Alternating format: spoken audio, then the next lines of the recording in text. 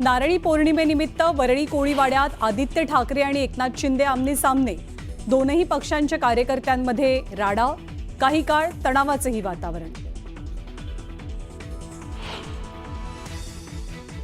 NDA सोबत असताना उद्धव ठाकरेंना पहिल्या रांगेत स्थान होतं।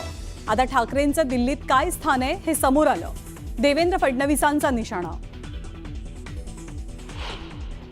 काँग्रेसनं उद्धव ठाकरेंना त्यांची जागा दाखवली। राहुल गांधींच्या बैठकीत उद्धव ठाकरे शेवटच्या रांगेत बसल्यानं एकनाथ शिंदेंचा टोला।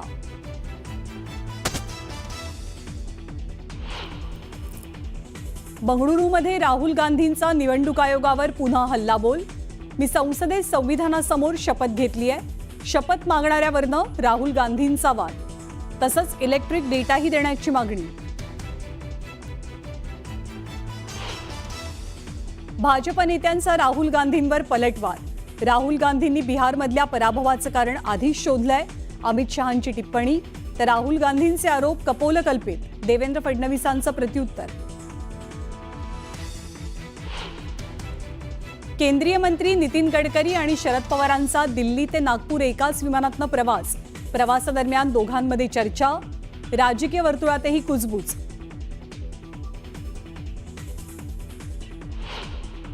आमदार रोहित पवार आणि गोपीचंद पडळकरांमध्ये जुंपली। कार्यकर्त्यांच्या राड्यानंतर दोघांचे एकमेकांवर आरोप प्रत्यारोप। रोहित पवार गुंड असल्याचा पडळकरांचा आरोप। कल्याणमध्ये पुन्हा एकदा मराठी अमराठी वाद। मनसैनिकांनी इडली हॉटेल चालकाला दिला चोप। हॉटेल चालकानं मराठी माणसांबद्दल अपशब्द वापरलेले। नाशिकच्या चांदवडमध्ये पायी चालणाऱ्या शाळकरी विद्यार्थ्यांना टेम्पोनं उडवलं। सोग्रस फाट्याजवळच्या अपघातात 6 ते 7 विद्यार्थी जखमी। दादा भुसेंनी जखमींना सिव्हिल रुग्णालयात दाखल केलं।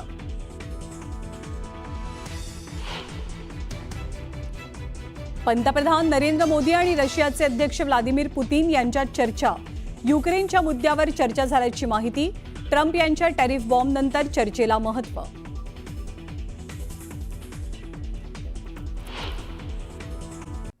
भाजपचे नेते गोपीचंद पडळकर यांचा कार्यकर्ता असलेल्या शरणू हांडेच्या अपहरण आणि मारहाण प्रकरणावरनं गोपीचंद पडळकर आणि शरद पवारांच्या पक्षाचे आमदार रोहित पवार यांच्यात आरोप प्रत्यारोपांच्या फैरी रंगू लागल्यात।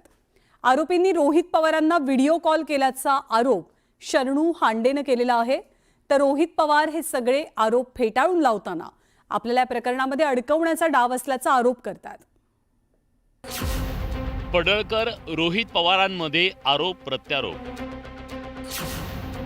शरणू हांडेवरून राजकारण तापलं। कार्यकर्त्यांचा वाद, नेते भिडले। भाजपचे नेते गोपीचंद पडळकर आणि शरद पवारांच्या पक्षाचे नेते रोहित पवार हे दोघे राजकीय प्रतिस्पर्धी। या दोन्ही राजकीय नेत्यांमध्ये आरोप प्रत्यारोप सुरू झाले। त्याला कारण ठरलंय पडळकरांचा कार्यकर्ता शरणू हांडेचं झालेलं अपहरण आणि मारहाण प्रकरण। महादेव देवकाते काय म्हणतोय की गोपीचंद पडळकरच्या गाडीवरती दगड टाकण्यापूर्वी रोहित पवारांनी आमची बैठक घेतली होती आणि दगड टाकायला सांगितलं होतं। सोलापूरच्या सीपी साहेबांना माझी विनंती आहे की 2021 ला जे प्रकरण घडलं त्यामध्ये महादेव देवकातेंचं स्टेटमेंट घ्या ना, की ते म्हणतात की मला यांनी आमची बैठक अगोदर घेतली होती। आता तिथं या सगळ्या प्रकरणाची सुरुवात झाल्याच्या नंतर ते दिवसेंदिवस प्रकरण वाढत गेलंय। आता हा जो अमित आहे त्याच्यावर मी कधी फोटो काढला असेल? युवा संघर्ष यात्रेमध्ये मध्ये आधी तो तिथं आला असेल तेव्हा त्यांनी काढला होता। युवांचे, शेतकऱ्यांचे, कष्टकऱ्यांचे मुद्दे घेऊन आम्ही तिथं लढत होतो आणि मग त्यावेळेस त्यांनी तिथं फोटो आमच्याबरोबर काढला असेल आणि तोच फोटो जर तुम्ही म्हणत असाल की पडळकरांच्या गाडीवर दगड टाकला म्हणून आम्ही त्याचा सत्कार, पडळकर काय एवढे मोठे नाहीत, त्यांचा काही सत्कार, त्यांच्यावर कुणी कारवाई केली न दगड फेकला म्हणून आम्ही सत्कार करण्या एवढे ते काय मोठे नाहीत आणि आम्ही कधी गुंडागर्दीला तिथं सहकार्य पाठिंबा दिलेला नाही। आपण या वादाची पार्श्वभूमी बघूया। काही महिन्यांपूर्वी गोपीचंद पडळकरांचा कार्यकर्ता शरणू हांडेनं आरोपी अमित सुरवसेला मारहाण केली होती। त्याचा बदला घेण्यासाठी अमित सुरवसेनं त्याच्या मित्रांसह शरणू हांडेचं अपहरण करून त्याला बेदम मारहाण केली। मारहाण करतेवेळी आरोपींनी रोहित पवारांना व्हिडिओ कॉल केल्याचा दावा शरणू हांडेनं केल्यानं या प्रकरणाचं गांभीर्य वाढलं। पण रोहित पवारांनी हे आरोप फेटाळून लावताना थेट चौकशीचं आव्हान दिलं. रोहित पवारांच्या निकटवर्तीयांना फोन केले होते. त्या निकटवर्तीयांनी रोहित पवार आल्यानंतर फोन लावून म्हणले होते ह्यांना. आम्ही सुरुवातीने त्या निकटवर्त्याला फोन लावले की असं रोहित पवारांना माझ्या ह्या नंबरवर व्हिडिओ कॉल करायला लावा अर्जंट. मग ते आल्यानंतर त्यांनी मला माझे मारहाण वगैरे दाखवले. मग जखमा वगैरे दाखवले आणि मला त्यांच्यासमोर पण थोडंसं मारहाण केली आणि त्यांनी म्हणले ते अमितची माफी माग, तुला सोडून द्यायला लावतो. रोहित पवार स्वतः हो बोलले. हो. सीपी साहेबांना माझी विनंती आहे की या प्रकरणामध्ये जे आरोपी आहेत त्याचं मूळ शोधा. शरणू म्हणतोय की गाडीतून एक व्हिडिओ कॉल लावला होता, तो कुणाला लावला, पुढून कोण बोलत होतं, कुठल्या फोनवरून व्हिडिओ कॉल झाला, व्हिडिओ कॉलवरती याला माफी मागायला सांगितले असं त्याचं म्हणणं आहे. तर याचा सगळा सखोल अभ्यास करा. कॉल कोणाशीही करत नाही मी, घरच्यांशी सुद्धा व्हिडिओ कॉलच्या माध्यमातून बोलत नाही. मग हा कोण लागून गेला हंडे की ज्याच्याबरोबर मी व्हिडिओ कॉल तिथं केलाय. त्यामुळे पोलिसांना माझी विनंती आहे, खोलात जावा, SIT फॉर्म करा, खरं काय हे लोकांसमोर तिथं ते आलंच पाहिजे. कार्यकर्त्याला मारहाण केल्याची माहिती मिळताच गोपीचंद पडळकरांनी थेट रुग्णालयात जाऊन त्याच्या प्रकृतीची विचारपूस केली. या शरणू हांडे मारहाण आणि अपहरण प्रकरणावरून गोपीचंद पडळकरांनी आरोपांच्या फेरी झाडल्या. तर आपल्याला या प्रकरणात गोवण्याचा डाव असल्याचा आरोप रोहित पवारांनी केलाय. शरणू आता काय बोलला की बाबा कुणाला तरी व्हिडिओ कॉल केला, तिला तर नावच घेतलं. जर या सगळ्या प्रक्रियेमध्ये त्याचं नाव घेतलं असेल आणि रोहित पवारांना वाटत असेल की कार्यकर्त्यांना मारावं, मी त्यांना आव्हान हे करतो, तुम्ही खालच्या कार्यकर्त्यांना कशाला भांडणं लावताय? आमच्याच कार्यकर्त्यांना पुढं करून तुम्ही भांडणं लावू नका. तुमच्या किंमत आहे, तुम्ही समोर या ना. तुम्हाला मला जर मारायचं असेल मला सांगा, बारामतीत कधी येऊ, त्यांनी तारीख सांगावी, त्यांनी वेळ सांगावी, त्यांनी ठिकाण सांगावं, मी तिथे येतो ना. आम्हाला अडकवण्याचा प्रयत्न करत असाल, हंडेच्या कानामध्ये जाऊन रोहित पवारचं नाव घ्या असं तुम्ही तिथं सांगत असाल तर आम्ही कोणाला काय घाबरत नाही. तुम्ही जी काय SIT करायची ती तुम्ही करा. बघा आता इथं हा व्हिडिओ आहे ज्याच्यामध्ये माऊली आता त्या हंडेच्या कानामध्ये काहीतरी सांगतो. म्हणजे हे जे काय चालू आहे ना, कुठं ना कुठं तरी सरकारच्या माध्यमातून आम्ही जे काही सरकारच्या विरोधात बोलतोय, आमचा आवाज दाबण्याचा प्रयत्न त्या ठिकाणी केला जातोय. आम्ही कोणालाही घाबरत नाही. जी काही कारवाई करायची ती तुम्ही करा, पण ती कारवाई करत असताना जे काय खरं आहे ते लोकांसमोर तिथं आलं पाहिजे. शरणू हांडे अपहरण आणि मारहाण प्रकरणी पोलिसांनी अमित सुरवसेसह 4 जणांना अटक केली आहे. मात्र या मारहाण प्रकरणावरून कट्टर राजकीय वैरी असलेले रोहित पवार आणि गोपीचंद पडळकर आमने सामने आल्याचं दिसून आलंय.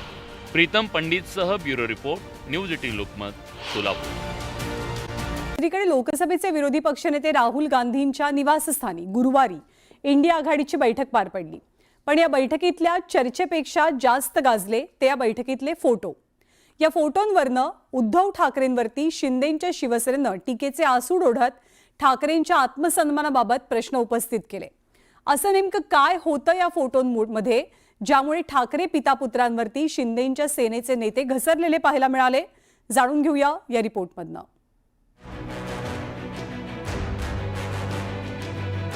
दिल्लीत राहुल गांधींच्या निवासस्थानी झालेल्या इंडिया आघाडीच्या बैठकीचे हे फोटो व्हायरल झाले आणि महाराष्ट्राच्या राजकारणात जणू वादळ आलं.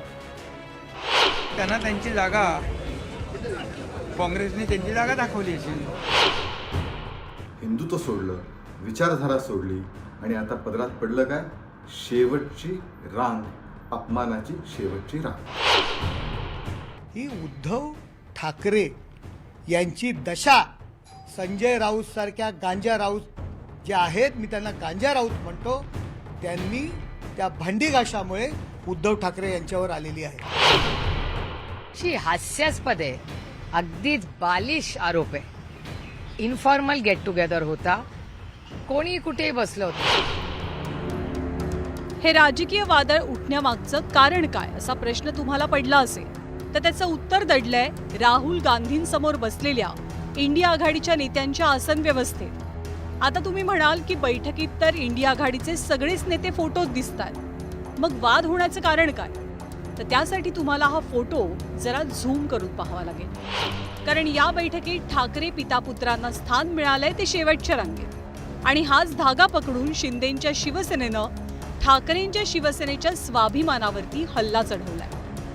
त्या पिंजरा चित्रपटातील मास्तराची जी अवस्था झाली आहे ती मास्तरांची अवस्था संजय राऊत यांच्यासारख्या भांडी घाशामुळे उद्धव ठाकरे यांच्यावर आलेली आहे.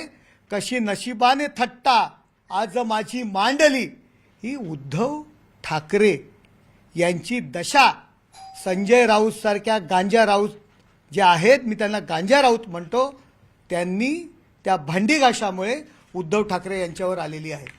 राहुल गांधींनी त्यांना त्यांच्या घरची भांडी घासायला सांगितली. जोपर्यंत भांडी घासणार नाही तोपर्यंत तुम्हाला बाहेर सोडणार नाही. त्यांनी संजय राऊतांनी भांडी घासली, परंतु अट एकच ठेवली की माझा फोटो काढू नका. आणि त्यानंतर उद्धव ठाकरे आणि आदित्य ठाकरे यांना घराच्या बाहेर सोडलं. ही परिस्थिती संजय राऊतांनी उद्धव ठाकरे यांच्यावर आणणार आहे. आता नरेश म्हस्केंनी अशा प्रकारे ठाकरेंवर बोचरी टीका केल्यानंतर वादाला तोंड फुटणं स्वाभाविक होतं.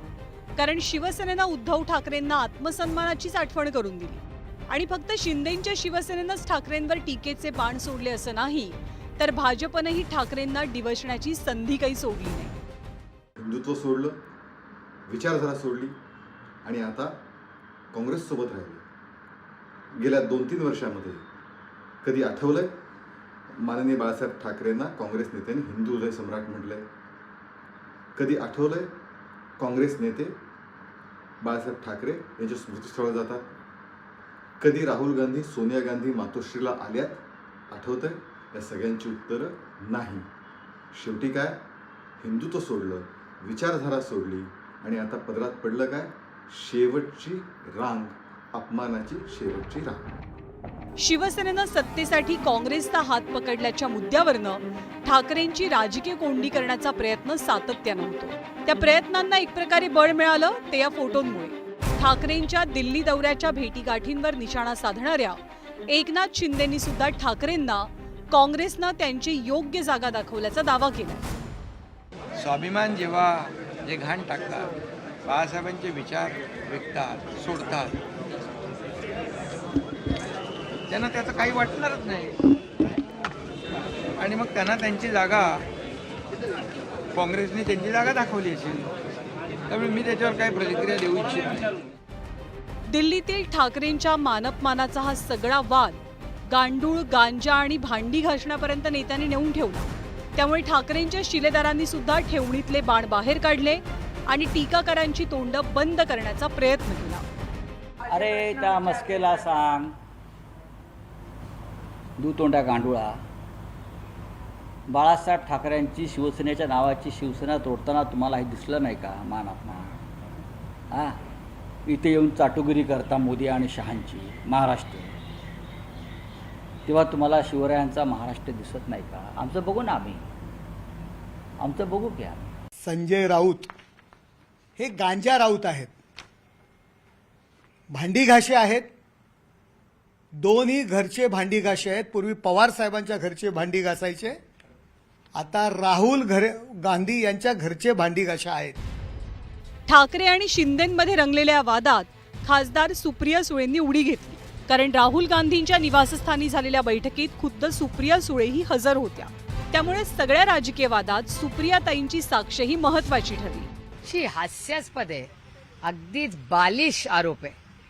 इन्फॉर्मल गेट टुगेदर होता, कोणी कुठेही बसलं होतं. मग असं म्हणू का, अखिलेश यादव दुसऱ्यात बसले होते आणि प्रोफेसर साहेब पहिल्या रो मध्ये असले, आदरणीय पवार साहेब तिसऱ्या का चौथ्या रो मध्ये.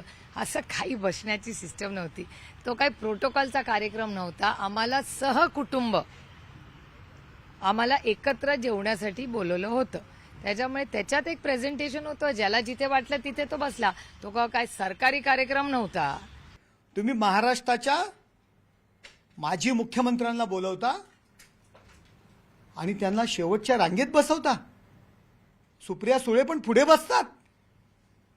सुप्रिया सुळेंना काय आहे त्याचं? त्यांना त्यांचं महत्त्व वाढवायचं आहे. त्या नरेंद्र मोदी साहेबांनाही भेटतात, अमित शहांनाही भेटतात आणि राहुल गांधींनाही भेटतात. त्यामुळे त्यात राजकारण काय आहे ते तुम्ही समजून जा, आम्ही सांगायला नको. विविध कारणावरून, वेगवेगळ्या कारणांवरून ते वेगवेगळ्या जणांना भेटत असतात.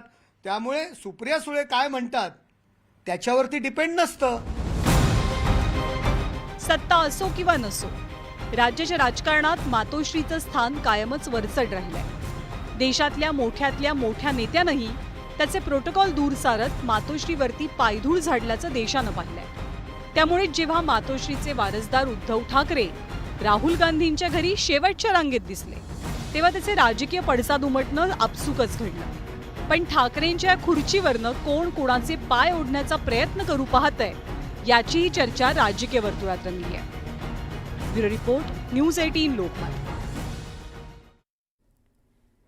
तर ठाकरेंनी शेवटच्या रांगेत बसण्याचा हा विषय आज दिवसभरात बराच गाजलाय. ठाकरे जेव्हा NDA सोबत होते तेव्हा त्यांना पहिल्या रांगेत स्थान होतं. आता ठाकरेंचं दिल्लीत स्थान काय आहे हे समोर आलंय असा टोला लगावलाय देवेंद्र फडणवीसांनी. आमच्याकडे तर ते नेहमी पहिल्या रांगेत राहिले. आमच्याकडे आमच्यापेक्षाही पहिले ते राहिले. त्याच्यामुळे आता तिथे काय त्यांचा मान सन्मान आहे तो आपल्याला लक्षातच आलेला आहे. भाषणामध्ये खूप म्हणायचं की दिल्लीसमोर मान झुकणार नाही, दिल्लीसमोर आम्ही काय पायघड्या टाकणार नाही. पण आता दिल्लीत काय परिस्थिती आहे आणि ते सत्तेत नसताना काय परिस्थिती आहे हे बघितल्यानंतर थोडी दुःख होतं. पण ठीक आहे.